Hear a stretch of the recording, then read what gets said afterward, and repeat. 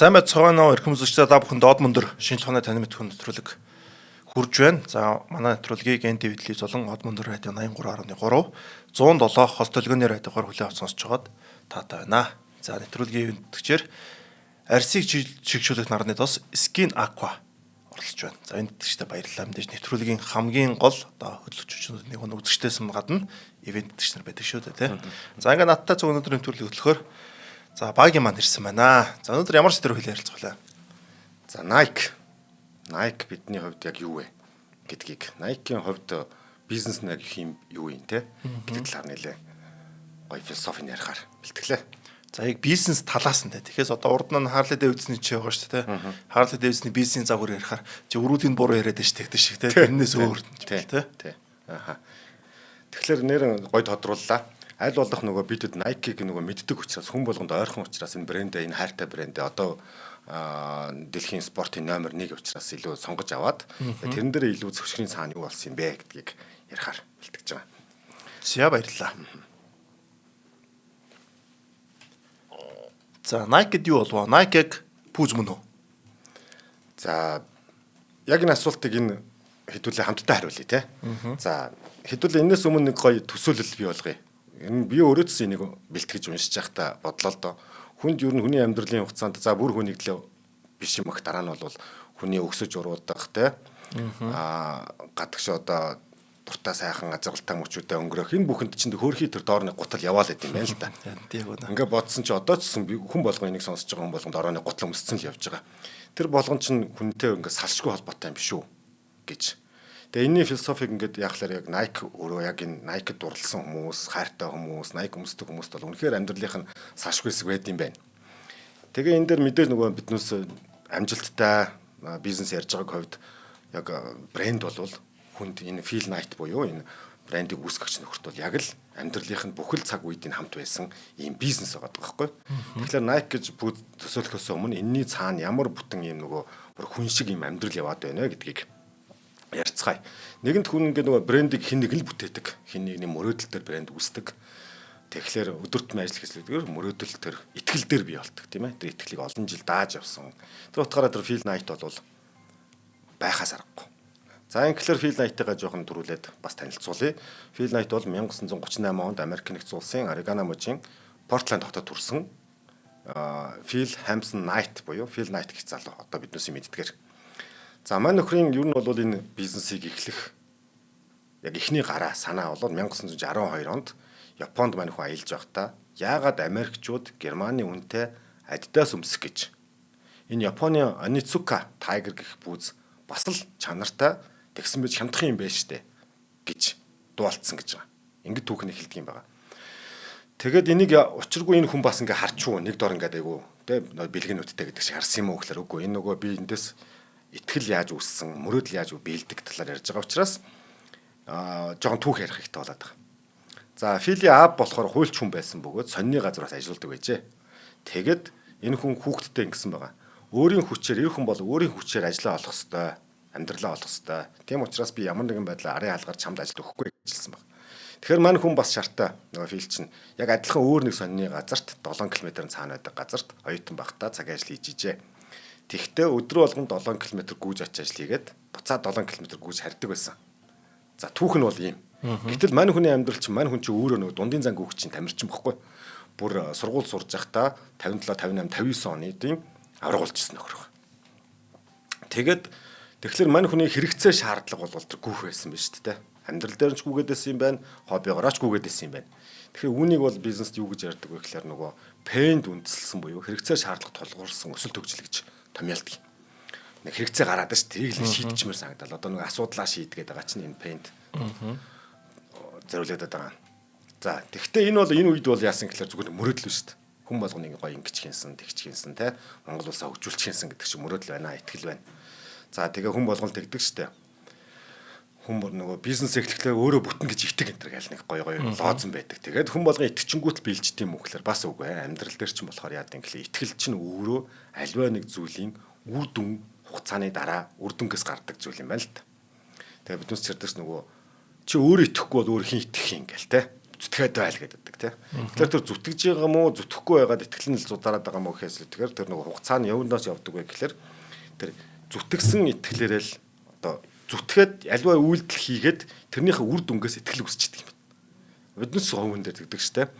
Би айгүй найдвартай хүн шүү гэж чамд хэлэх нэг хэрэгтэй. Гэхдээ найдвартай гэдгийг миний үйлдэл чамд олон жил харуулж идэл бүрийн итгэдэг те. Тэгэхээр яг энэ брэнд бол хамгийн тэр нөгөө үсгч юм нэг ном зохиолтой байдаг шиг би өөрөө итгэж ийнгээ суугаад байх биш. Аливаа зүйлийнхэн төлөө цаг хугацаа, мөнгө хөрөнгө сэтгэл зүрхээ зарцуулах хэрэгтэй гэдгийг энд бас хэлээд байгаа. Зарцуулсныг би айгүй олон одоо нөгөө хуудсуудын товчлоод Phil Knight эндээ үнэхээр итгэжээ гэдгийг илэрхийлж байгаамаа.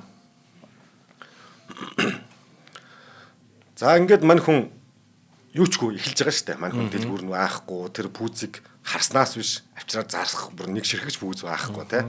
Ингээд мань хүн ямар ч сан одоо эхэлж гинэ гэж тэр эхлэх хугацаа нь болохоор тэр 62 он гэдэг байгаа. Дүнхэд санаа төрсөн тэр хугацааг хэлж байгаа шүү. Тэрнээс хойш нэлээд олон жилийн болж байгаа. Тэгээд мань хүн нэг талаас бас ингээд гүүхийн хажуугаар мань хүн айгүй хичээл зүтгэлтэй байгаа маа. Энэ дээр бас нэг юм дурдмаар байгаа. Зарим хүмүүс тэгдэг шүү дээ нөгөө бүкс хичээл сургуулаа хаяад л одоо гараажтаа суугаад брендийг төрүүлсэн гэж яриад. Би энэ дээр жоохон сонирхол нийлдэггүй нь энэ дээр айгүй тодор гарч ирсэн. Мань хүн энийхээ хажуугаар сургуулаад төгсөөд бизнесийн удирдлага төгсөө магистра хамгаалаад тэр сургуульдаа тийм ээ. Тэгээ одоо бол бүр тэр төгссөн сургуулийнхаа профессор болсон явж байгаа юм байна. Ориг нэг сургууль тий. Том сургууль шүү Тий. дээ. Тэгэхээр Стэнфорд дараад төгссөн. Тэгээ Стэнфордод ч бас тэгжсэн. Тэгэхээр мань хүн яг үндэ болохоор Стэнфордод байхдаа тэгээ сурж байхдаа хажуугаар нь Няба бүртгэлийн бас нэг ажил хийжсэн юм байна. Няба хийжсэн тий. Тэгээд мань хүн диссертац одоо нөгөө юу лээ мастрын ажлаа бичгтээ ингэж бичсэн байгаа. Нөгөө бид хэд Япончууд Canon нөгөө зургийн аппаратыг Германы сайн зэгслэн тэргээ байдаг. Тэднүсийг дуурайж айгүй сайн юм хийж чадсан шигэ Adidas-ыг дуурайж одоо лаг пүүз хийж болдгоо мó чадах уу гэдэг тийм ямар хамгаалсан байгаа байхгүй. Тэгэхээр лаг сэдв биш үү тий. Тэгээ тэргээр хамгаалсан. Тэгэхээр юу гэсэн үг вэ гэвэл энэ сэдв хамгаалах гэж явж байгаа биш. Энүүгээрээ өөрөө тэр нөгөө нэг бизнесээ хаан судалгааны ажил давхар хийжсэн байгаа. Энүүгээр бас л нөгөө нэг энэ оюутан залуустаа хэлэхэд биднээс нэг сэдв хамгаалаад дүн авахтаа биш. Тэр сэдв чинь өөрөө чамаас асар их хүч тамир оюуны юм шаардж байгаа учраас өөрийнхөө аль болох ирээдүйдээ зориулсан нөгөө мөрөөдлөө зориулсан юмудаас хамгаалж ивэл бизнесийн сургуулийнхаа маань хэрэг болно шүү гэж. За ингээд нөгөө нөхөрчин болохоор яасан гэхэлэр тэр Японы Tiger гэж брендийг юунд оруулж ирэх авчирж зарья гэдэг юм хэлж байгаа байхгүй.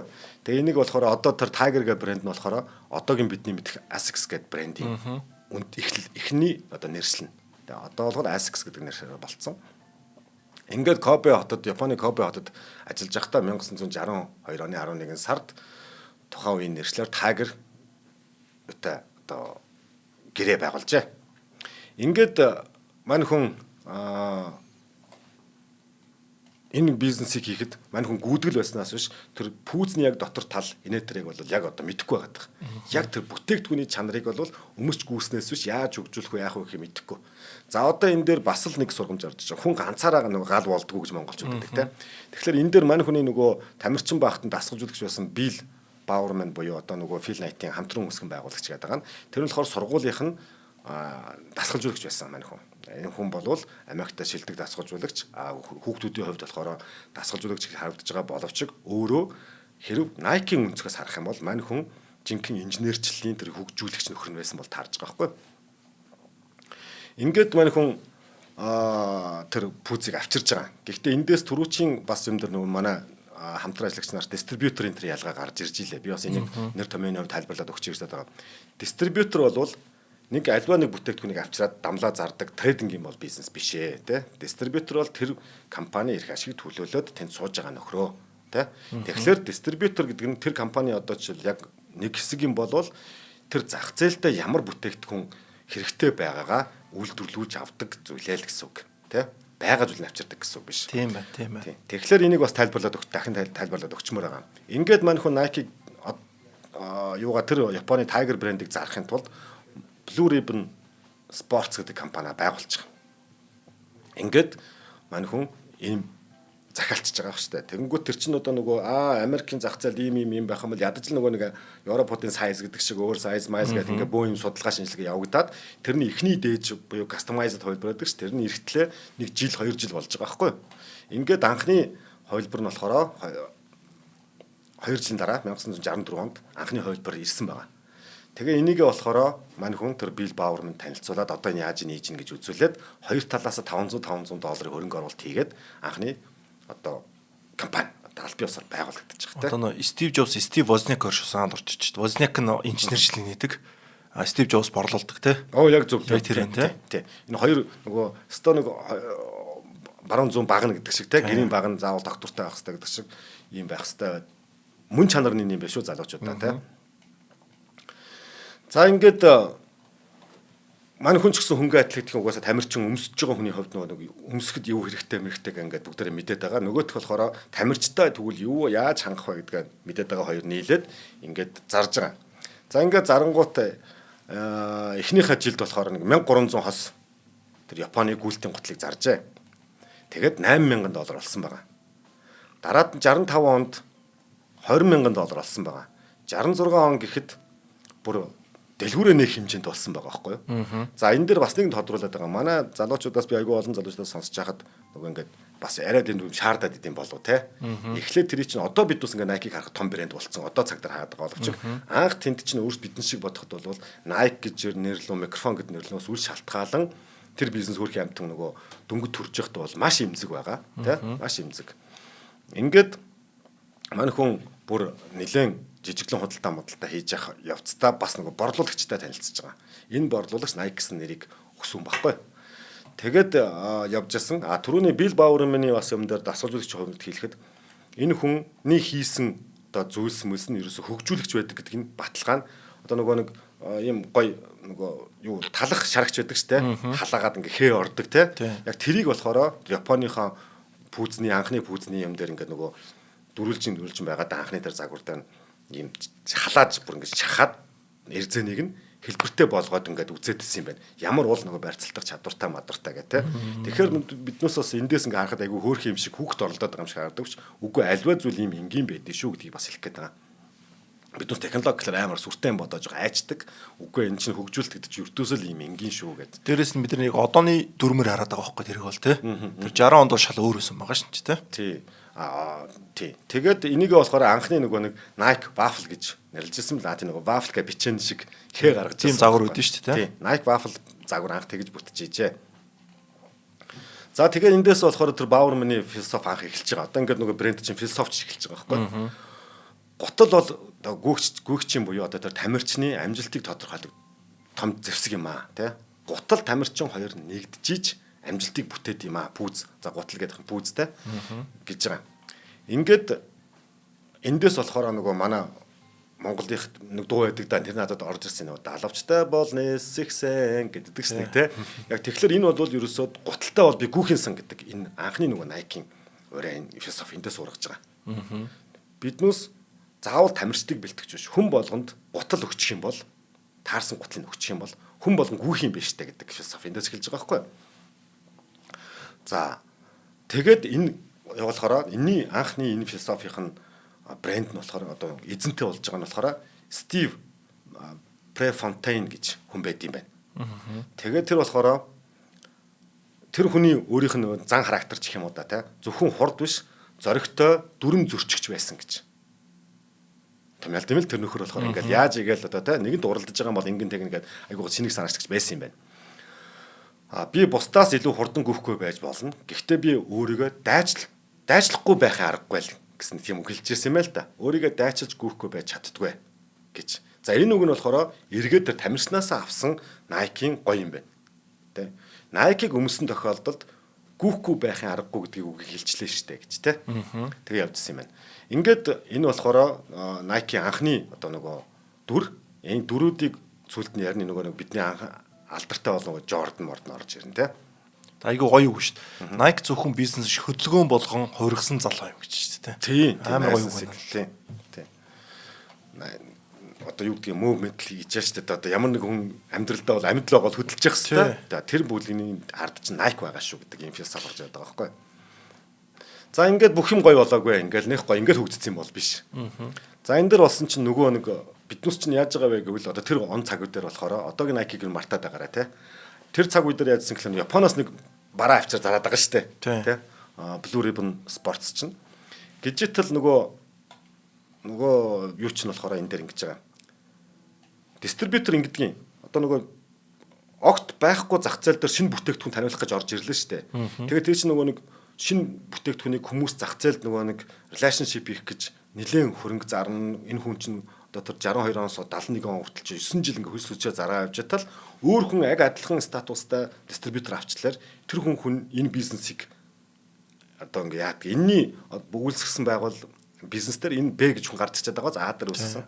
Тэгэхээр энэ өөрөө нөгөө Америкийн хуулиндаа бол хориотой зүйлээд байгаа байхгүй. Нэг дистрибьютор байх хэрэгтэй юм шүү дээ, тий. Одоо нөгөө тэр орон зайг нь хамгаалж байгаа. Нөгөө бизнес хэрэгцэгч хамгаална гэдэг байгаа нь яг энийг хамгаалаад байгаа. Нарийн заалтуудтай.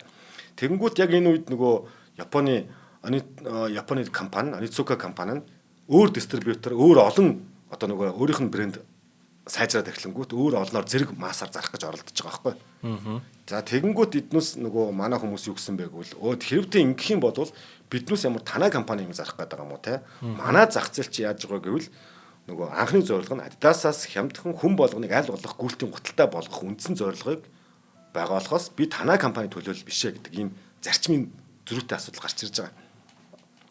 За ингээд энэ бол айгүй уралт буюу одоо нөгөө бизнесээр бол партнер нь урвчлаа шүү дээ. Өөрөөс нь нийлүүлэгч нэг supply chain-ийн хувьд болгоод нийлүүлэгч нь ураад алга болчихлоо. Ингээд нөгөө хүний бараа зарж ирсэн хүн чинь өөрөө брэнд болчихж байгаа байхгүй. Маш их хөдөлмөртэйсэн. Ингээд тэр тухайд болохоор тэр Jeff гэдэг нөгөө борлуулагч залуу байсан. Тэр болохоор Nike нэрийг анх гаргаж ирсэн. За тэр Nike-ийн нэрийг болохоор та энэ түүхийг бол хүн болгон мэдэх байх брендийн түүхээр юм чинь. Грекийн дайны дарь ихийн нэрээр нэрлсэн байгаа. Тэр дарь их нь болохоор нэг юм эмэгтэй ардаа юм далавчтай мэн л да. Тэгээ энэ болохоор түрүүчийн миний ихэлсэн санамсаргүй хэлчээгүй нөө далавчтай бол нисхийн сан гэдэг энэ үгийг л илэрхийлээд байгаа. Тийм тий. Тэгээд за энийг нэгэд нэр ярьсан юм чи логог бас оруулчих. Тэр хөшөө болохоор манай энэ өмнө 2 дугаар зуунд бүтээгдсэн тэр хөшөөнөөс нь санаа аваад яг нөгөө цээж хэсгээс нь хойш нь ингээд далавч руу татхлаар нэг юм одоогийн Nike-ийн лого одоо хүн болгон мэдж байгаа хэ. Тухайн үедээ бол эн чинь одоо бидэнд амархан шүү. Үүссэн брендийг харахаа аюу амархан байдаг те. Яг үүсгэж явах явцын тэр хөлс хүчийг ойлгох нь аюу гоё. Бүр өмнөөс нь баярлаад баймаар. Одоо наадах чи хэлсэн чинь нэг анх нөө өрн албанд орж ирээд Монголд нэг ч гэдэг үгийг гаргаж ирэх гээд үг байхгүй. Тэгээ тэр үгийг олцоод айгүй их баярлж ирсэн. Тэгтэл одоо бид нэр өдөртөнд хэрглэж шээ. Утасны нэг ч гэл ярьдаг те. Яг тэр саанд орж ийн л да. Тоол өгдөг зүйл шүү гэж те. Нөө постpaid, prepaid гэсэн те. За ингээд энэ юуны зүйл зарим би бас ингээд үнсэж байхдаа бас нэг оюуны өмч гэдэг зүйл ямар чухал юм бэ гэдэг бас энэ дэр энэ жишээнд гарч байгаа. Одоо тэр логог swoosh гэдэг байгаа шүү дээ. Тэрийг болохоор тухайн үед нэг оюутан охиноор $35-аар зурулж байгаа. Тэгээ тэр охин зурсан лого аахгүй. Гэхдээ яг хожим ингээ харахлаараа айгүй харамсалтай нэтэрэ гэдэг байгаа боловч хожим ховцоод компани болсныхаа дараа ховцоо өгчээсэн. Өгсөн байт яа. Өгсөн байт юм лээ тийм. Ингээд анх өөртөө нөгөө нэргүй болцсон учраас Nike анхны Cortez гэж загвараа хийсэн байгаа. Тэр Cortez нь бол яг үнэндээ бол тэр нөгөө анхны Tiger гэдэг загвар дээрээс үүссэн төстэй шүү. Төстэй. Тэгэнгүүтээ тэрийгээ болохоор наан санаас нь одоо яадгийн жоохон модонгоор ярих юм бол энэ тэндээс нь түлж хагаад хэмээ гаргацсан улам болонд нь те. Одоо яад жоохон монголчилсан ийм загвар гаржээ. Хинч харсан ер нь тэр загвар байна гэж хэлэхэр одоо юун дээр гардаг үстэй нэг Forest Gump дээр гардаг шүү дээ. Тийм байна. Би яг тэгж хараагүй юм биш үү те. Ингээд нөгөөд бол ч өөрийн нэртэй болцсон, логотой болцсон те. Гэхдээ хүмүүст юу гэж зах зээлд юу гэж хагдаадсан гэхэл тэрний хуулбар л байна штэ гэж хагдаад байгаа байхгүй юу. Энэ хуулбар нь цаанаа юу гэж боддог гэвэл нөгөө Onitsuka компани чинь манай нэрийг ашиглаад манай бараа бүтээгдэхүүнийг өөрчилчөөд ашиг олоод байна гэдэг дээр шүүгтэж байгаа. За ингээд шүүгтгэхээр энэ хэний өмч вэ? Ер нь ямар одоо шүүгтийн процесс бол ингэдэм байл да яг нөгөө яг адилхан байна уу гэж харахаас илүүтэйгээр энэ юу анх санаа нь хинээс төрсөн, яагаад төрсөн гэдгийг баталт юм байна. Эртээдхэн бас нөгөө манай агигийн угаар гарч ирсэн шүү дээ нөгөө нэг дууны хэсгийг шүгтэлцээд яасан гэж энэ дууг тэгвэл чи энэ аяыг зохиож явахдаа юу бодож зохиосон бэ гэдгээр шийдвэр гарсан байгаа байхгүй юу? Яг тэрнтэй адилхан энэ нөгөө шүүх танхимд энэ маргаан гарсан болж байгаа. Ингээд энэ Cortez-ыг нөгөө Onitsuka энэ манай брэнд ээ. Манайх авнаа энэ бол гэд ингээ яваад ингээ хоёр талын тулаан болж жагаад ялсан манай Phil Knight ялаад Onitsuka компаниас $400,000 нөхөн төлбөр авахулсан байгаа. Тэр урвсан нэтэрэ бизнесийн алдагдал те олох байсан алдагдал тэр нэр хүнд мундыг ингэсэн гэд. Нөгөө нэрийн хохирол гэж нэрлэлт юм биш үү. Тэгэхээр их мөнгө шүү те. Тухайн үедээ бол нөгөө $80,000 нөгөө $20,000 молоор олоо явжсэн ашиг олж ирсэн үед бол $400,000 чинь бараг болж байгаа тийм. Тэгэхээр бид бас энэгээр юу гэж тэр оюуны өмчийн тулд тэмцээрээ залуусаа тий. Хэн нэгэнд том заргуучлаагээд гомдол цуудгүй юм байх шүү. Чи үнэхээр тэрийг батал нотолж чадах юм бол болд юм байна. Тэгээ манай болохоор хууль тогтоогч нар ч үгч хэлэх өгвөл бизнесээ хамгаална гэж лооцсон биш. Үнэхээр тэр энэ жижиг хүртэл заалтууд энэ өдөр тутам гардаг заалтууд нь хуульчлаа журналаад өгөх ёстой шүү. Тэгжиж хамгаалсан болно шүү гэж хэлэх гэж байна. За ингээд 74 онд өөрийн таних тэмдэг буюу түрүүний swoosh гэдэг энэ нөгөө энэ зураасыг явж байгаа. Энэ өөрөө зүгээр бас нэг гоё ингээ хараглаад явцсан биш. Цаашдаа энэ логоны бүр ингээд нөгөө үг хэлдэг нь хүртэл гарч ирнэ. Одоо нэг Air Jordan яагаад гарсан гэдэг, Air загвар яагаад гарсан марсан энэ дээрс бүр одоо юм юуттай хамааралтай болж байгаа шүү.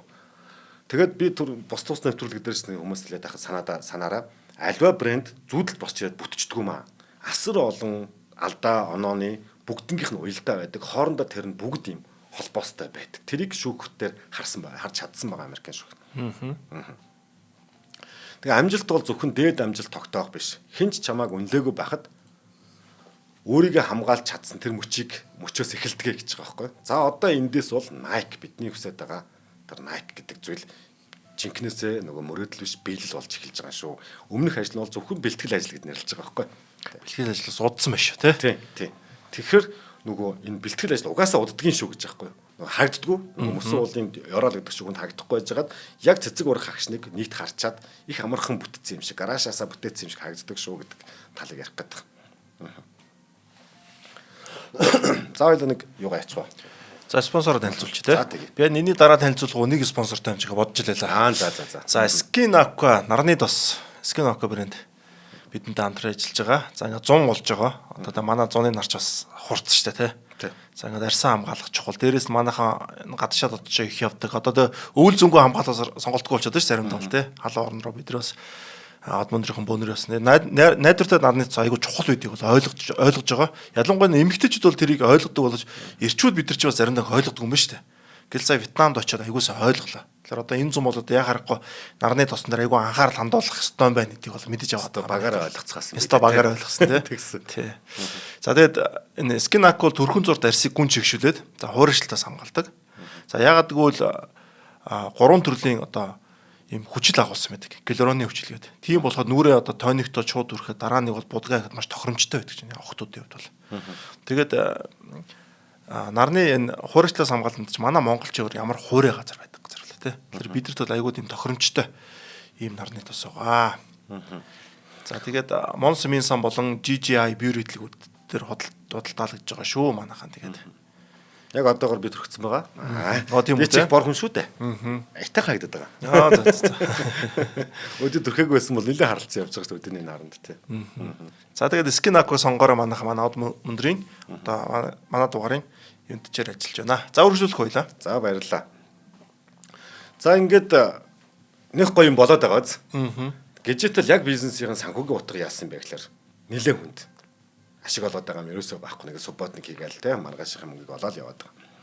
Тэгээ энэ дээр болохоор бас хүмүүст дахиж ясаруулж байгаа нь та ингээд нөгөө ашиг олохгүй байна гэж бити бодоорой. Энэ нөхдүүдийн бас л ашиг олоогүй л явж ирсэн шүү л гэдгийг хэлэх гээд байгаа байхгүй бити шаараа. Тэгээ энд болохоор хин зүтгэдэг байвал нөгөө Монголд гоё үг гэдэг чинь шавар суусан шарын эзэн хүчтэй гэж те. Тэгэхээр яг л тэр буюу энэ бол тэр брэнд чамаас энэ юу н цаашдаа үнэхээр надтай хамт явж чадах уу гэдэг асуултыг брэнд чинь чамаас асуудаг үе шүү гэж байгаа байхгүй юу тий бизнес чинь чамаас асууж байгаа маа энэ үнэхээр надтай хамт цаашдаа энэ брендийг хөгжүүлж чадах уу гэдэг хувь хүнээс чи асууж байгаа тэр шалгалтанд та хэд унчваа гэдэг нэг юм санаа орж ирж байгаа байхгүй юу тэгээд чиний зүрх сэтгэлийг шаардж байгаа чамаас сэтгэл шаардж байгаа яг энэ үе шүү энэ дэр тэсэрэ гэж за энэ мэдээж одоо энгийн лоз ярихаас өмнө аливаа бүтээгдэхүүн чинь бүгд хүн мэдж байгаа тухайн бүтээгдэхүүнийг бүтэн үйлдвэрлэгдэн тэрийг нөрөө тайж авчирна нэг лангуу мангуу олоод бөөн түрээс мөрөөс улгаа зарах гэж оролдоно тий тэр болгонд чинь бөөн тог нар зөндөө юм болж байгаа тий тэр болгонд чинь яг хэрэглэгч нартай болохоор хагдахгүй шүү дээ. Шууд нэг өдөр яг тэр лангуун дээр зүгээр анханасаа тэр лангуун дээр ингээд төрцсөн готл шиг те энэ чи яасан үнэтэй яасан хямдруулаач гэх нь бол яг бизнес эрхэлж байгаа хүнд ямар байдаг вэ гэдгийг бол бизнес эрхэлж үзсэн болон худалдаа авч хоёулаа энэ талаас за би бол аягүй сайн мэдэж байна. За тийм баг. Пүүсний дэлгүүртэй болохоор. Одоо яг тийм асуудал байнга тулгардаг байхгүй. Өнгөн тийм байна, завурн тийм байна, үнэн тийм байна гэл. Тэнд ч байх л ёстой зүйл шүү дээ. Хүн болгоны л одоо төсөл өөр юм чинь те. Тэгэхээр нөгөө энэ дээр юу гэж хэлэх гээд нэгэвэл би аль болох нөгөө орой лозонгоос татгалзах зорилготой байхгүй юу? Тийм ээ энэ бүгд л сайхан юм ярина. Гэхдээ яг амьдрал дээр ойлголохлоор юу гэдгийг бизнес эрхлэлээр дэмжиж гэж байгаа бол дэмжсэг дэмж. Яад дэмжийг гэвэл тэр хөлмөрх зүгийг нь гоё болгох юм байна тийм ээ. Дээр нь болохоор хэрэгсдэгч нөгөө Монголдо үйлдвэрлэлээ дэмжиж хэлүү дээ тийм. Тэгэх юм бол Монголдо үйлдвэрлэж байгаа хүмүүс нь хүртэл энэ юмда тез худалдаж авч байгаа нь ч гэсэн нөгөө хүмүүсийн энэ хөдөлмөрийг үнэл гэдэг ч юм уу тал талаасаа философи ойлгохгүй болохоор лоозон болчиход байна шүү гэж. За ингээд энэ үед болохоор Phil Knight болохоор бүр ингээд хүмүүс яатсан байгаа нөгөө гартаа 2 бөмбөг эргэлдүүлж байгаа биш бүр 8 бөмбөг эргэлдүүлж байгаа юм шиг хэцүү төсөөлүүлсэн байгаа аахгүй тэр төрсөлсөн байгаа тэрэн дээр болохоор тэгээд бүр тийм нөгөө жүжигчин шиг тий хэцүү одоо тийм нэг л одоо чэйнэ алдчихвал бизнесийн нэг чэйнийг алдчихад бизнес зогсохгүй тий лангуун хэдий бэлэн байсан ч тээвэрлэлтэн зогсчвал борлуулагч нар яадаг вүлээ одоо манай чинь тий контейнер нэг тэнд цаатлаа гэтэл энд бөөм гоожчихдаг тий бүх боломжууд алдагдчихэдэг. Тэгэхээр энэ олон чэйнүүдийг холбохын тулд тэнд дунд ганцхан толгой байгааддаг тий хариуц департаментууд нь байхгүй. Тэгэхээр энэ бол анх брендийг үүсгэж байгаа яг ингээд тэр төрхөд явж байгаа тэр хөрсөнд орчин асар их зовлон одоо нөгөө юм төсрүүд байгаад байдаг. Гэхдээ тэр болгон чинь айгүй гой урамтай өгнө түрүүний брендт нь чамааг шалгаад байгаа шүү унч байгаа гэдэг байхгүй да. Ингээд нөгөө маань нөхөр чинь юусаа замдаа бас зүгээр гүөхөш нөгөө нягтлан боддог санхүүгийн юмдаа суралцаад л байгаа. Энд дээр давхар хэлэхэд нөгөө боловсрал асар чухал шүү те тэр бизнес явуулах тэр төвчээрийг зүгээр сэтгэлээр бас авчдаг биш. Хүнд яалтчгүй тэр мэдлэг чадвар хэрэг болдог шүү гэд. Ингээд баг тэр үед ингээд Nike одоогийн Nike бол баг энэ 70-ийн донд бүр сүнчих шахажсэн гэж байгаа байхгүй одоо дахиж биднээс бүр Nike-г энэ ертөнцид мэдэхгүй байх боломжтой байсан үе гэж. Санхүүгийн нөөц байхгүй. Ямар ч суур байхгүй. Одоо инглигэд юм гаргаагүй те. Тэгээ энийг бол өстой жинхэнэ нөгөө хүмүүсийн итгэл гэдэг бол чиний зүрх сэтгэлийн чин зоргийг шалгалт гэж бодоорой гэдэг нь. Энэ бол нөгөө бизнесийн нууцыг биднес яриад байгаа. За ингээд дараагийнх болохоор 80-аад он гарч ирж байгаа. Тэгээд Air-ийн одоо Air гэдэг загвар. Тэгээд тэрний агаараас төрсэн амжилт гэдэг нэртэй нэг юм хэсэг явж байгаа байхгүй. За гэхдээ энэ амжилт гэдэг чинь дангаараа бий болчихгүй. Өрсөлдөөнөөс бий болж байгаа гэж. Тэгээ сүүлдээ болохоор энэ үед нэг Adidas аяг хүчтэй байсан. За Reebok бол бүр бас аяг хүчтэй гарч ирсэн. Ингээд ерөөсөө конверслаг байсан тий бас. Тий. Тэгээд ингээд энэ яг ижлэхэн бүгдээрээ л бас тэднес чинь бас хүний төлөө, хүний гутлын төлөө энэ бүх философи шингээд байгаа шүү дээ. Тэгэхээр аль вэ гэдэг. Тэгээ ингээд өрсөлдөөнд нөгөө айгүй хэцүү байж байхдаа өрсөлдөөнд болохоор ядарсан байжгаад уралдаанд орч гүрчж байгаа юм шиг бүр хэцүү болж эхэлж байгаа. Тэгээд мань хүн яг энэ үед нь болохоор нөгөө хамгийн хүчтэй завсгээ гаргаж ирсэн үе гэж нэрлэдэг. Тэр нь Tinker Hatfield гэж хүн гутлын зохион бүтээгч нь нөгөө хөнгөн болох гээд нөгөө bubble хийж байгаа. Нөгөө улан дотор нь одоо бидний ярьдаг Max гэж байгаа юм тий. Тийм. Air Max гэдэг тий. Air Max тийм. Air Max төрж байгаа шүү. Тэгээ энийг болохоор нөгөө хий шахаад уян хатан болоод ингээд энийг болохоор шинэ бүтээгдэхүүн гэж одоо танилцуулж байгаа байхгүй. Тохоо үед гэж уул руу хий шахаж байгаагүй юм байна л да. Тэгээ яг энэний түүхэнд бол хамгийн анхны уул руу шахсан гэж гарч ирж байгаа. За энийг болохоор ингээд шинэ технологи гэдэг ингэсэн. Гэтэл нөгөө хүмүүс хоёр талцж байгаа. Уламжилт болон шинэлэг гэдэг аливаа зүйл дээр нэг тэгдэг технологид хоёр талцчаад байдаг. Нэг хэсэг нь бол мэдээж ингээ өстой гайхалтай санаа байсан гэсэн. Бусд нь болохоор эрсдэл гэж үзсэн. Эрсдэл гэж үзэж байгаа хүнээс яагаад гэдэг асуулт асуудаг шүү дээ. Яагаад ч үгүй гэж үзэж байгаа юм гэдэг тийм. Учир нь хэд хөнгөн хумгаа болж байна, тэсвэргүй болж байна, гүйлтийн гутал гэдэг бол ингээд бүх бат байх хэвээр тийм. Энэ бол зайл байна тийм. Технологи учраас наач одоо үнэтэй гарна. Бидний анхны зорилго чи Adidas хямдхан гэж ярьсан чи одоо буцаа Adidas руугаа адилхан болж байгаа юм уу таанаас моос гэдэг ингээд баах юм яваад байгаа тийм.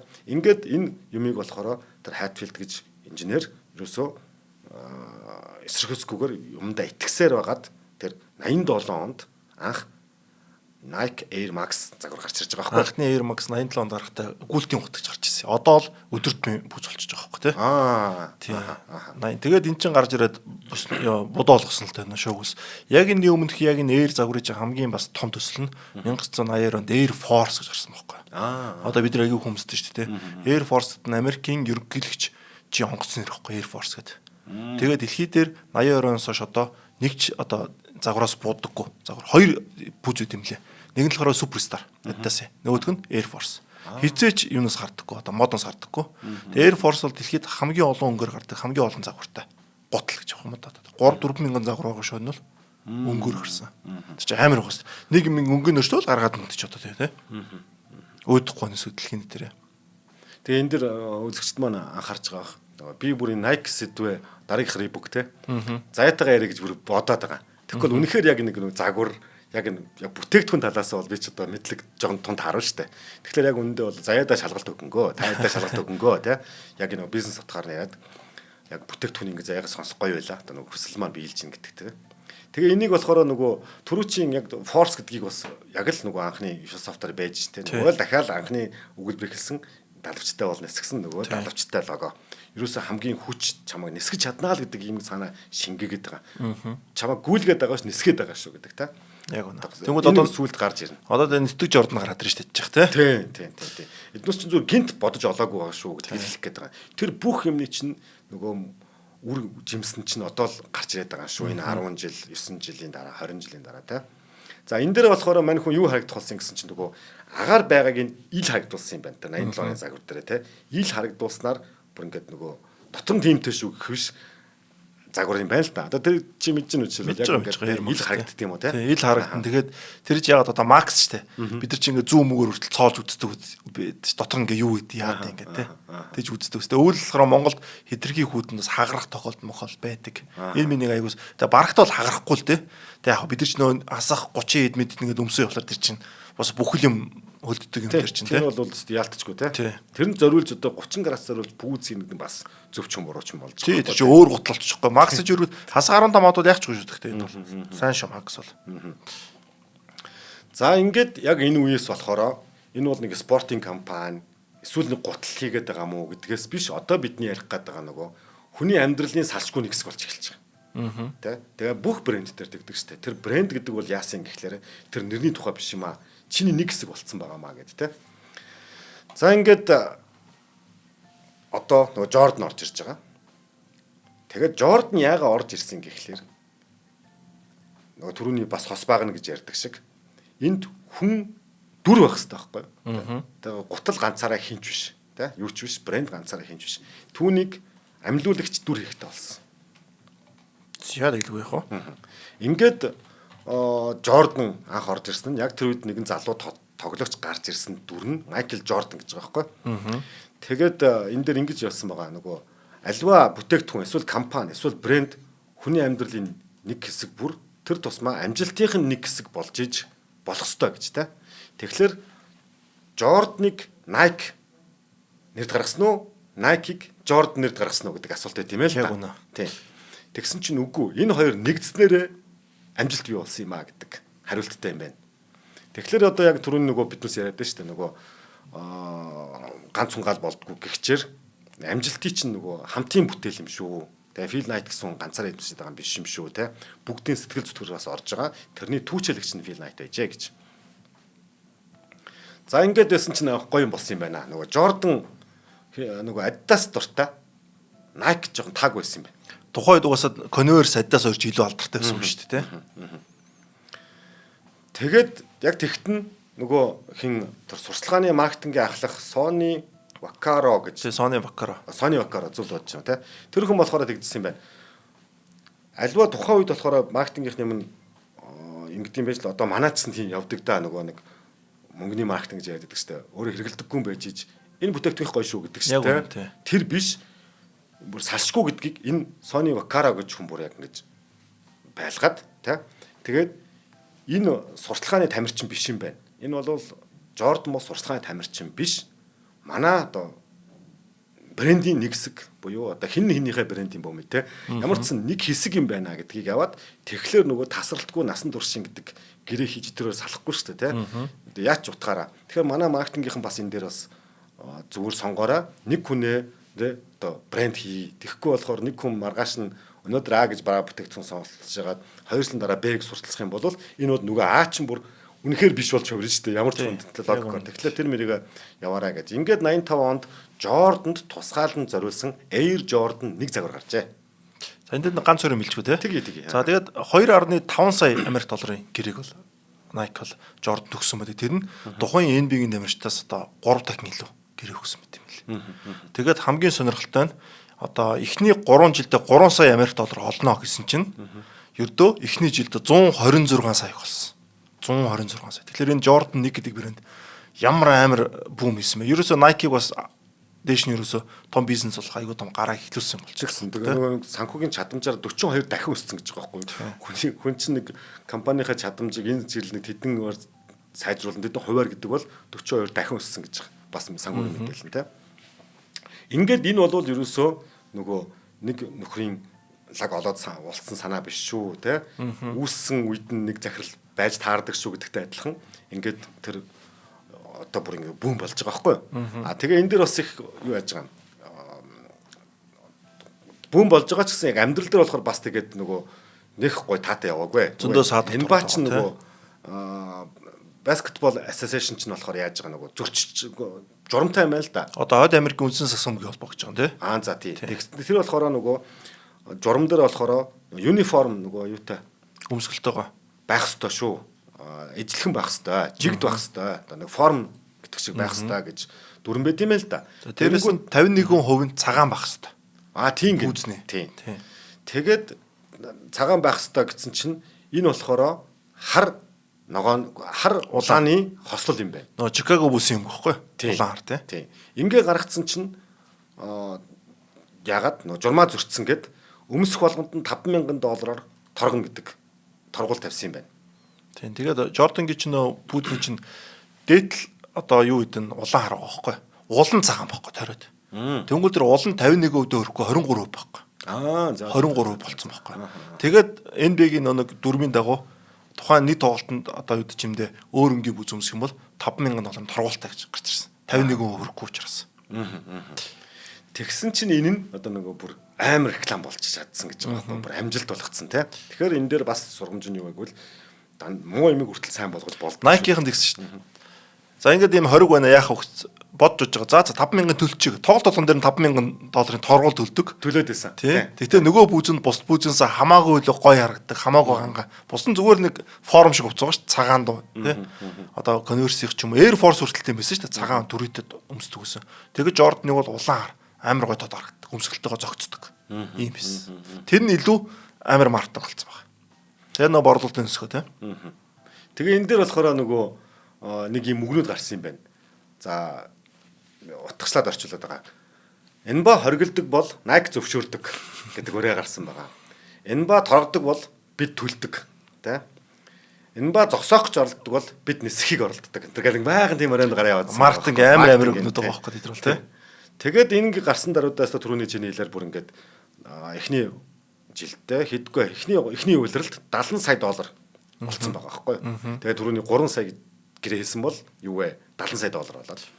Ингээд Jordan болохоор нөгөө шидэгч, сайн шиддэг гэдэг хочтой байсан юм байна. Тэгээ одоо нөгөө нэг нисдэг Jordan удаа эндээс гарч ирж байгаа юм байна, тэ? Ингээд брэнд бие нэг нөлтөөд Air гэдэг нэрийн Jordan аваа авчиж байгаа байхгүй, тэ? Air Jordan болоод эндээс хөгжсөн юм байна. Ингээд энэ Jordan Nike-ийн нэгдэл нь одоо бидний мэдээд яриад байгаа. Одоо биднээс бол үлэг болтлоо мэдээд байгаа юм шиг боловч анх тэр домогч нь энд үүсжээ. Домог төрж ийнэ гэж яриад байгаа юм те.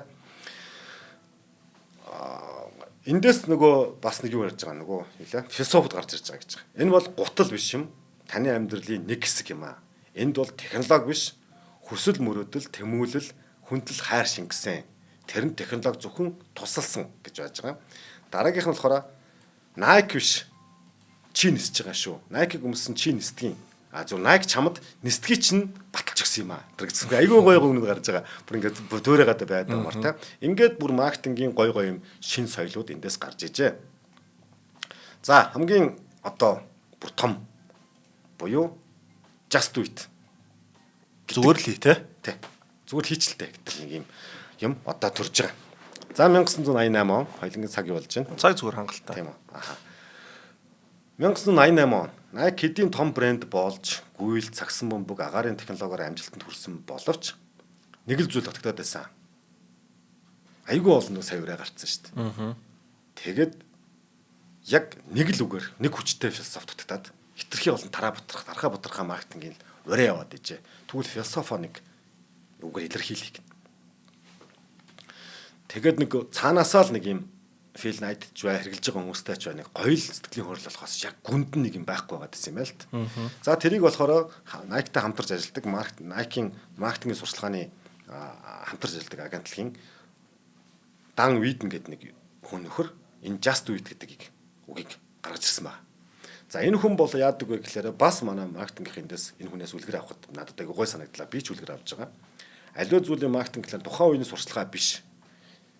За сурчлагаач байсан байж болно. Гэхдээ ямар философитой гаргаж байгаагаа өөрөө бүр ингээм амьдралаараа судалдаг юм байна. За энэ үг болохоор энгийн товч гэхдээ үл мартагдах гэж томьёолсон боловч түүх нь аягүй сонирхолтой. Энэ хүн болохоор яадаг вэ гэхээр хүний хизээ шийдвэр гаргадгийг судалдаг юм байна. Хизээ шийдвэр гаргадаг гэдэг. Тэгээ хүн ямар тохиолдолд хамгийн зоримог шийдвэрийг гаргах вэ гэж судлаад яваадсан юм байна. Тэгээд хамгийн нөгөө зоримог шийдвэрийг хүн хизээ гаргах вэ гэсэн чинь нөгөө цаа зарах болж байгаа юм байна л да. Тэр чинь одоо хинээс ч айж ичихгүй маргааш юу болохоо мэдэхгүй те. Юу н хүн намайг шоолох уу моолох уустай уус орны те засгийн газар яаж байгаа падлын байхгүй болсон хүн гэдэг чинь бүр хамгийн эцтэй тулцсан хүн баг ш те. Тэгээ энэ хүн ингээд нөгөө цаа зарах ялтнуудыг ингээд үзчихсэн юм байна. Тэгээ 1977 онд гэмтүрхий үүлдээд тэгээд тэр хүн нөгөө анх 76 онд гэмтэрэг үлдээд 77 онд ч Америкийн нэгдсэн улс чинь цаазын яалыг сэргээсэн. Цаазын яалыг сэргээснээс хойш анхны цаазар ахуулж байгаа хүн тэр Гарри Гилмор гэж хүн байсан юм байна. Тэгээд тэр хүн цаазар ахуулахын өмнө хамгийн сүүлд хэлсэн хүн зүгээр just do it гэсэн юм байна. Тэгээд энэ бол хамгийн шийдэмгий үг байна шүү дээ гэж. За энийг болохоор тэр Netflix дээр гарсан ярилцлагадаа мань хүн өөрөө хэлсэн юм. Би тэр хүнээс үгийг авсан юм а гэж. Тэгээд ингээ ботонгууд Холливуудын кинонууд энэний дараагаас мод болсон юм байна. Одоо кинонд ирсэн ингээ кино Монгол кинонд тэр байдаг да нэг төрс орж ирж байгаа ингээ бууд болгосон чинь за тэгээ буудаач гэж орилоод байдаг шин тий. Одоо бүр ингээ шийдсэн хүний дүр юм байна л да. Энэ бол хамгийн хүчтэй илэрхийлэл мөн гэж ингээ болгосноос хойш тэр үеийн одоо нөгөө юм детектив кинонууд тэр чинь тэр бүр будаач энэ гэдэг юм чинь бүр амар мод болоод кино болгон дээр тэгсэн юм байна. Үүнээс гадна бүр философи нь яваад шүү дээ бүр тийм. Энэ бүр ингээд шийдсэн хүн гэж. Тэгээ энэс болохоор цаанаа энийг ингээд тайлбарч нэг 3 үгээр тайлбарлахад хэрвээ чи эргэлзэж байгаа бол зүгээр хийчих тий. Хэрвээ чи айж байгаа бол зүгээр л хий. Чи чадахгүй юм шиг санагдаж байвал зүгээр л хий. Энэ бол Nike-аас чамд өгсөн том хичээл. Ямар богинохон хичээл вэ гэсэн чинь ард нь бүр хизээт дуусахгүйгээр хязгааргүй хичээлийн материал байгаа гэж байгаа байхгүй тий. Ийм юмтай байна. Ингээд энэ Just Do It бол асар хүчтэй явсан тий. Одоо Nike ингээд хамтарсан хүмүүс зэрэг айгүй мундаг хүмүүс хамтарсан байхгүй. Одоо тэр Sony Vaccaro ч сүүлд Adidas-ийн захирал болсон юм бас. Adidas Reebok-ийн. Тэгээд LeBron James-ийг таньсан байхгүй. LeBron James-ийг таниад Adidas-ийг гэрээ байгуулах гэж чинь германчууд мөнгөн дээрөө жоохон горооцсон байхгүй. Тэгээгүйсэн бол Adidas LeBron-тэй гэрээ байгуулсан бол өнөөдөр Adidas брендийн одоо статус ямар байх вэ тий. Одоо бол Nike-аас хамаагүй доорлцсон байгаа шүү дээ тий. Одоо ямар байх вэ? Тэгэхээр энэ Sony Vaccaro гэдэг энэ үнчөөр ямар мундаг хүн бэ гэдэг эндээс бас илтгэж байгаа юм л та. LeBron-ийн ном дээр гардыг. Тэгэхээр одоо энэ Gilmore адилхан шүү дээ. Ямар мундаг судлаач вэ тий. Тийм. Тэгэхээр энэ хүмүүс чинь нөгөө би түрүү хэлэх гээд байгаа нь тэр чадруудыг компани авжээ тий. Одоо тэр сурчлагынхаа энэ брэндүүдийг ч байна уу, департаментын компани бити тэр чадварт мөнгө харамлаа тий. Тэр хүмүүс чинь ирээдүйн тэр юм чи хамтарч бий болгоно шүү. Яг үнэ. Манай Монголд нэрийн за минийх хэлж чинь нөгөө энийг чадруудыг түүдэг компаниуч бас одоо ингээ байдаг болсон. Бүр ингээ бахархмаар компани байгаа. Гэхдээ тус ч бас хөрхий хугацаа өгчгөл. Одоо манай од мөндөр ч одоо чадруудыг төвж шүү дээ. Одоо энэ салбарын хамгийн одоо гайгүй хүмүүсийг ингээ авчираад ингээ яриулж байгаа байхгүй. Манай зандаа хийж байгаа ажил байхгүй тий. Зандаа ганцаараа бас одоо энэ фил найт биш байхгүй тий. Айгүй олон хүмүүс нийлж энийг бүтээж байгаа гэдэг тий. Эхлээс үн зандаа байхгүй тий. За зандаа гэж бол болж чинь. Би сая хэлэх гэснээр нэг өөртөө гарах гэж шиг болоод амаа татчихсан. Баярлалаа хэлж өгсөнд баярлалаа заяа. Энэ тий. Ингээл энэгээр бас өөртөө бас бахархаж байгаараа тэрэнд бэлтгэдэг байгаараа тий. За ингээд нөгөөт чи амар гоё явж байна. Гэхдээ нөгөө амар гоё юмд ч хүртэл сайр тал байдаг гэдэг шиг одоо хит технологи те руу оржээ. Тэ ингээд хит технологи орсон. Тэгээ ингээд нөгөө хүмүүс чинь хит явахлаар улс төрдөж байна уу? Би нөгөө тамирчинч байна уу нэг юм нөгөө ингээд вакуум жаад гэдгсэн чинь ингээд ерөө яваад идэг. Бизнес яг тийм рүү орсон те.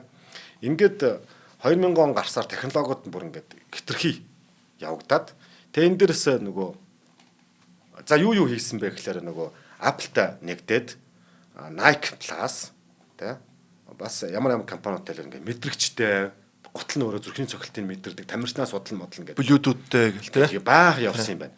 Тэгээ одоо FitTech, data driven гэх мэт юм загварууд тэрийг заяа мэдэх үү те баахан тийм загварууд гарсан юм байна. Би сайн мэдэхгүй л байна л да. Тэгээд энэ гараад эхэлсэн чинь эргээд нэг өөрийнхөө харах хэрэг болсон гинэ. Одоо тэд ч нөө бидний нэг Gore-Tex идэрч юм баггүй. Одоо хөлс гадагшлуулдгүй гэдэг ч юм уу те тэр технологиудыг янз бүрээр ингээд орч үзсэн гэдэг баггүй. Тийм адаас шалгаа баггүй.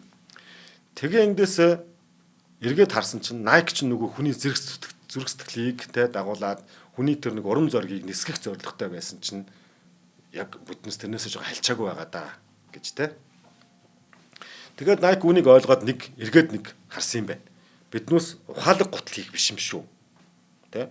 Харин ухаантай хэрэглэгчтэйгээ ухаантай харьцах хэрэгтэй юм шүү, тэ? Гэдэг нэг харсан гэж. Ингээд өмнөх түүхээ харлаа. Гар аргаар хийсэн Air Jordan загварууд, тэ? Улсынхаа төлөө тэр Nike-г өмсөд улсынхаа төлөө хөлс хүчээ орсон тэр 20 жил 10 жилийн идэх хүмүүсийн түүхэн сайхан ингээд зөкстөн гой зургууд өгдөг ш, тэ? Тэр зургуудаа харлаа. Ээжүүд хүүхдээ хөтлөөд спорт заал руу дагуулж явахдаа юу бодож исэн болоо гэдэг ингээд бүр ингээд зүрх шимшрүүлэм нөгөө бахархлын сэтгэлийн хөдлөл гэдэг шиг те нөгөө баярын нулимс гэдэг шиг тийм бүх юм ингээд бодоод эдгээр бол дата биш шүү дээ. Эднээс ч өгөгдөл биш. Тийм ээ. Тэр ээж ямар ч өгөгдөл дата гүгээр хүүхдээ хөтлөөд тийшээ алхсан шүү. Тэ? Ирээдүйн тамирчныг жоохон жаал байхад Nike өмөд алхсан шүү. Энэ бол сэтгэл шүү. Сэтгэлийн түүх юм байна. Брэнд гэдэг чинь сэтгэл шингэх юм байна. Нөгөө биднээсээ анхны төрн 60 дор гаргаж ирсэн урьаач хүртэл хайч ба те. Таны нисгэд энэ бол технологи биш. Таныг нисгэд технологи зөвхөн л тэр гიშгэж нэг ингэж байгаа зүйл шүү гэдэг урьаач хайчч ба гэдэг мэдгээ айгүйх авч үтсэн юм байна. Ингээд дахиад урьаа гаргаж байгаа. Nike хизээч бүтээгдэхүүн эсвэл технологи зарж байгаагүй гэдэг үгээр гаргаж байгаа. Тэгэд энэ Nike бол харин өөрийгөө ялан дийлсэн хүний хамтын бүтээл юм аа гэж байгаа байхгүй. Тэгээ цаагаараа юу хэлж байгаа гэхээр нөгөө түрүүн Justin Wheat-тэйгээ дандаа нэг уялдаатай. Чи өөрийгөө ялан дийлээд нэг газар зогсоод доошоо харахад хөлд чинь Nike л байна гэж байгаа байхгүй. Гоё хүн тийм. Амар лаг юмуд яваад байгаа юм тийм. Тэгээ энэ болгон чинь нөгөө тухайн үеийн нэг реклам болоод өнгөрөөд байхлаар бид өдөр тутам зээч бас нэг уншаад байхгүй л те. Ингээд нэгтгэх нь надад бүр сэтгэлийн бүр амар гоё юм өгсөн байхгүй. Тэгээ тэрийгэ тааддаг хуваалцмаар санагдаад энэ болгоныг нөгөө мартуулахгүй түүж авчирсан шүү. За тэгээд таад бол анзаарсан болвол Nike хизээч бүтээгдэхүүнийхээ талаар нэг сурталчилдаг юм байна л да. Тэр бүтээгдэхүүнийг хэн сурталчилдаг вэ гэхээр нөгөө өмсөж байгаа хүн өөрөө сурталчилдаг. Яг наач яг үнэ. Тэрнээс манай Nike га зураг мөрөг ингэж гардггүй гинэ тэгдэм одоо би сайн. Яг үнэ. Одоо нэг өөр инфлюенсерүүд ч юм уу одоо пүүзийг орж аваад энэ ингэж тэр тэгж гэнэ ярьдаг байхгүй яг үнэ. Nike дээр бол тэгдэггүй гинэ. Nike өөрөө энэ марк тэгдэг. Ер нь том брэндүүд ер нь тэх нь бас баг тийм ээ харин тийм. Дараад нь Nike хямдралаа. Nike бол баталгаа тэдэн жилийн баталгаа. Эсвэл одоо Nike бол одоо тийм үнэтэй гэж бүр огт явдаггүй гинэ. Тийм үү те. Тий одоо outlet нь бас тусдаа байж байгаа хүмүүс нөгөө outlet-ээр л мэдчихдэг те. Outlet гэхэлэр арай хямдхан байдаг гэдэг мэддэг те. Тэгэхээр тэр энэтэй холбоотой ямар үг гардыг гэхээр Nike бол гутал биш. Nike бол өөртөө итгэж эхэлсэн тэр мөчийг чамд дурсаг одоо тамгалж өгөх чиний хань гэж байгаа байхгүй. Тэ. За тэгэхээр одоо эндээс юу гэж аваасаа гэж хүсдэг гэхээр нөгөө юу яаж байгаа. За энийг сүлд нь гоё үгээр хэлчихэ. За тэгээд ингээд Just Do It нэвтрүүлэн төгсгөлд хэлэхэд Just Do It ураатай маркетинг компанид ажлын хүрээнд зах зээлд эзлэх хувь 88 онд 18% эзэлдэг байсан бол 10 жилийн дараа буюу 98 онд 43% эзэлдэг болжээ. Нийт спортын 70% ганцаар Nike эзэлж байгаа байхгүй. Борлуулалтын орлого нь 1988 онд 877 сая доллар байсан бол 10 жилийн дараа 9.2 тэрбум доллар болжээ. 24 оны Forbes сэтгүүлийн үнэлгээгээр Nike 50 тэрбум долларын үнэлгээтэй дэлхийн номер 1 спорт брэнд юм байна. санхүүг үзүүлтэн. Битэрийн цаг юу болж байна? Цаг энэ одоо энэ төгч байна. За. Ер нь хамгийн сүүлийнхөө хэлээ да. Тэгээд Nike хамгийн гоё юураатайгаа би хамгийн томор ингээ хамгийн сүүл бичсэн. Чи хизээш тамирчин байгаагүй байж болно. Чи гүдэггүй ч гэж болно те. Гэхдээ чи амьдралынхаа хизээ нэгэн цагт айдас, эргэлзээ, шалтгаан, шалтгаан хоёрын зааг дээр зогсож байх үед тэр үед чамд зөв чиглэлийг Nike өгнө. Just do it гэд дуусгах юм байна. За дээрээс нь одоо технологи гэсэн технологиг өөр юмд ашиглаж байгаа нь одоо recycle бүтээгдэхүүн ашиглаж байгаа. Nike ч өөр гут үйлдвэрлэлээр тэр чинь хаягдсан шүү дээ. Тэр хаягдмал бүтээгдэхүүнээсээ буцаад ахаад гутлаа гаргаж авдаг. Тэгээ пүүзнүүдээр нь 75% recycle-аас гаргаж авлаа, 25% гаргаж авлаа гэж үүдэг. Тэгээ Nike-ийн дэлгүүр дотор хуучин гутлаа хийдэг хэсэг байд. Хуучин гутлаа хийгээд тэндээс шинэ пүүзээ одолдож аваад өмсөө явдаг хэсэг байдаг байхгүй. Тэгэхээр технологиг бас одоо нийгмийн хариуцлагын хүрээнд одоо бид нөө ховцор цав дахин босруулдаг шүү дээ. Тэгтээ адилхан Nike хувцсыг дахин босруулад пүүзүүдэд хийдэг болчихсон байна. Одоо бол дараагийн пүүзүүд ямар нэгэн шинэ арьс, шинэ материал гэхээс илүү тэдрээр хийдэг болсон. Болж ихэлнэ одоо бараг 100 € ч гэсэн очиж магадгүй шүү. Тийм байх. Тэгээ энийг болохоор хоёулынгийн дараагийн Reebok-тэй үг хадгалсан юм яриа байхгүй юу? Окей, дараа нь хоёлоос ярихдаа зөвхөн загваруудын бүр тусгаалan ярьж болж байна те. Jordan 1 2 3 дээр ингээд ямар материал ордог уу яадаг уу гэдгийг ч яриад бас болчлаа те.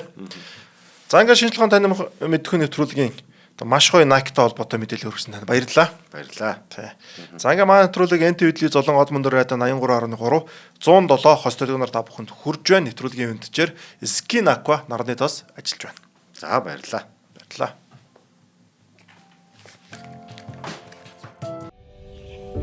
Нэвтрүүлгийг хүлээн авсан Нарны аймгийн монголчуудтай баярлалаа. Од Мөндөр сувг нь энэ мэдчлэн таны мэдхүйн мянган нэвтрүүлгийг 2026 оны 7 сарын 1 хүртэл та бүхэндээ хүргэх юм. Их хэлээрээ шинжлэх ухаан танин мэдхүйг түгээхийн үлсэд нэгтгэх хүсвэл та бидэнд хандив өгөх боломжтой. Та нэг нэвтрүүлгийг 100 төгрөгөөр буюу 1000 нэвтрүүлгийг 100 мянган төгрөгөөр үнэлээд биднийг дэмжээрэй.